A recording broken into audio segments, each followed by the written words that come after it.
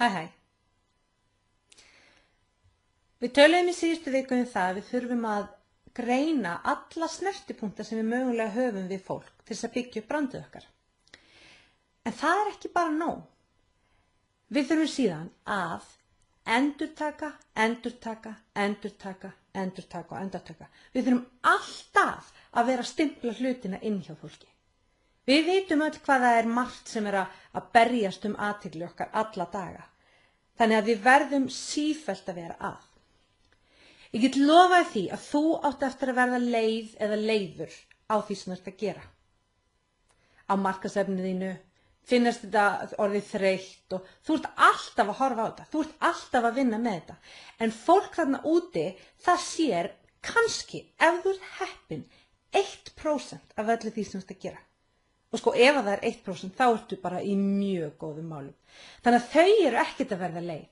En ef þú hins vegar verður leið eða leiður á því sem þú ert að gera og ferð að breyta markaðsefninu eða gera eitthvað og breyta skilaboðunum og svona, að eina sem þú ert að gera að skemma fyrir þér vegna þess að þú ert ekki að halda áfram að endurtaka og stimpla inn hjá fólki.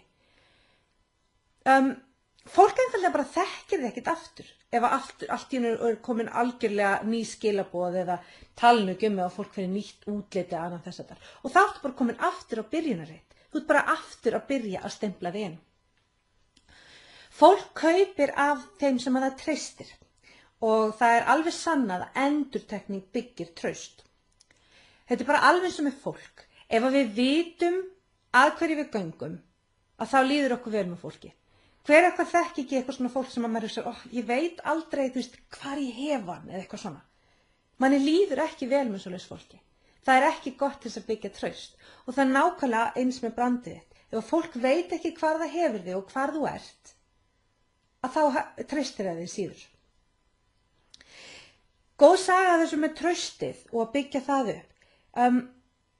Ég veit að þið getið öll samsama ykkur þessu. Ímyndið ykkur að þið farið í heitupottana í laugunum alltaf á sama tíma á hverjum einasta degi. Og það alveg hópur af fólki sem alltaf á sama tíma. Þetta kannski fólk sem þú talar aldrei við. Þú sér það bara tilsýndar. Það mætir í laugina á sama tíma þannig að þú ert alltaf að sjá þessa manneskju en þú þekkir hann ekki neitt, þú ert aldrei talað með hana. Svo fer það námskeið og á þessu námskeiði enginn sem þú þekkir en þessi manneskja hana. Og það kemur að því á námskeiðinu að kennarinn segir, jæja, nú ætla að para ykkur saman. Hvað manneskjan sem að þú kemur til með að fara fyrst til? Jú, það þessi manneskja sem þú búin að sjá aftur og aftur í laugunum. Sem þú aldrei talað við, þú veist ekkert hvað heitir, en bara að þú ert búin að sjá hana aftur og aftur, þá treystir henni meira heldur en aðilum sem að þú varst að sjá í fyrsta skipti. Og það alveg eins með brandið okkar, fólk þarf að sjá okkur aftur og aftur. Bæði til þess að bara að svo í sletti registera okkur og við festumst í minninni hjá þeim, en ekki síður til þess að treysta okkur.